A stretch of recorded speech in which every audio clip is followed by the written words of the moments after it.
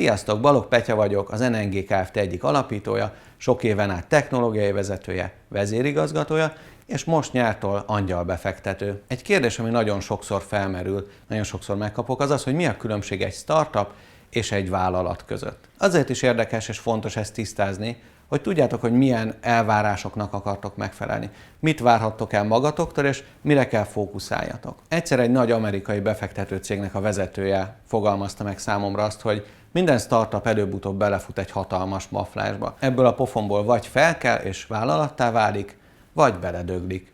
Nálunk is eljött az NNG életében ez a pofon, ez 2008-ban volt, és azóta, attól a pillanattól fogva inkább vállalatként gondoltunk magunkra. Nyilván startup hangulatú, startup gyökerű vállalatként, de onnantól kezdve már egy felnőttebb korszakba lépett a cég. Amikor egy cég elindul, amikor startupként beindul, akkor általában egy kicsi csapatról beszélünk. A kommunikáció még nagyon közvetlen, mindenki mindenről tud, mindig mindenki mindenben részt vesz. A kommunikáció még nagyon formalizálatlan is, és mindenki mindent csinál is ebben a szakaszban a vállalatban. Ami még nagyon fontos, hogy egy ilyen stádiumban a legfontosabb talán az, főleg a szoftveriparban, hogy minél gyorsabban, minél hatékonyabban tudjunk szaladni, és senkinek nincs arra ideje, türelme és érdeklődése, hogy bármiféle kontrollt vezessen be, bármi olyan folyamatot vezessen be, ami formalizálná, vagy lassítaná a cég működését. Ezért ez egy nagyon alkalmas modell az exponenciális felfutás időszakára, viszont ahogy nő a cégnek a mérete, ott eljutunk addig a pontig, amikor már nem lehet ennyire kontrollálatlanul, ennyire szétszórtan és ennyire változékonyan építeni a céget, és itt jön el az a pillanat általában, amikor vagy egy külső piaci hatás, vagy egy válság, ami épp akkor üt be a cég életében, mint ahogy nálunk volt, rákényszeríti a céget arra, hogy egy kicsit formalizáltabban kezdjen működni, kezdje el megszervezni az életét, hozzon be kívülről is olyan tapasztalatokat, amik nagy cégek építésére vonatkoznak.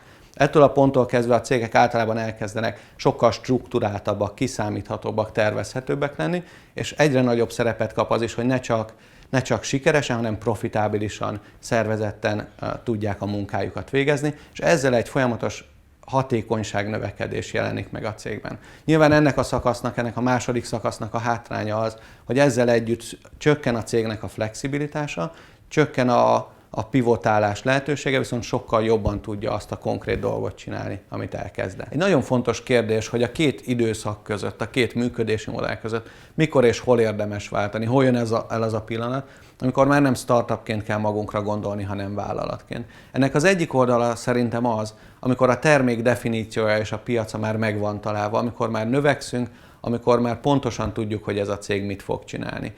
Ebben az időszakban érdemes átváltani arról a kicsit kapkodó, kicsit szétszórtabb viselkedés, amikor még kerestük a piacunkat, vagy kerestük a termékünket, vagy az ügyfelünket, átváltani egy olyan, amikor pontosan tudjuk már, hogy mit fogunk csinálni, és hogy fogjuk csinálni. Érdemes erre elkezdeni optimalizálni, és ehhez ki kell alakítani a folyamatokat, ki kell alakítani egy feszesebb csapatrendet, egy kommunikációs struktúrát is. A másik ilyen faktor, ami ebbe az irányba elvihet minket, az a cég méret növekedése.